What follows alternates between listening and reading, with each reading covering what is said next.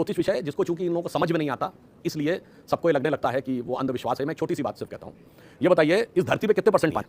70% और 30% लैंड है। हमारे शरीर में कितना पानी है? 70%, 30% मास है। दिमाग में कितना पानी है? 90% ब्रेन में। Even percentage of saline in the oceanic water is almost similar to percentage of saline in your blood. अब आप ये बताइए, जब चंद्रमा का मूवमेंट होता है तो समुद्र में ज्वार भाटा आता है, तो साइंस मानती है।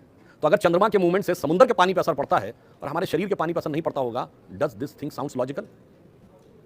ये वैज्ञानिक लगता है? नहीं, हमें उसको नापना नहीं आता है, बस इतना है, असर तो पूरा पड़ता हो। चंद्रमा का ग्रेविटेशन सिर्फ पानी पर ही नहीं असर करता है, हर चीज पर असर करता है। वो तो पानी पर आपको उसका प्रभाव दिख जाता है। तो ये तर्क बिल्कुल व्यर्थ का है कि आप में भी 70% पानी है तो आप पर भी असर होगा। बंद पानी पर थोड़ी असर होगा। पानी की बोतल रखी होती है तो क्या उसमें जल स्तर बढ़ने लग जाता है चंद्रमा के प्रभाव से? तो आपके भीतर कोई पानी खुलना थोड़ी पड़ा हुआ है सागर की तरह। ये क्या बेहुदा तर्क है? अगर चंद्रमा के प्रभाव से सब पानियों पर असर पड़ रहा होता तो जो पानी की बोतल है उसमें भी पानी का स्तर ऊपर से उठ रहा होता। उठता है क्या? तो पानी की बोतल में नहीं उठता तो आपके शरीर में काय को उठेगा? यहां पे तो जो पानी है वो बिल्कुल कॉम्पैक्ट हालत में है और प्रेशराइज्ड हालत में। आपको ब्लड प्रेशर पता है ना अपना? उस ब्लड प्रेशर के सामने चंद्रमा के गुरुत्वाकर्षण की क्या हैसियत है?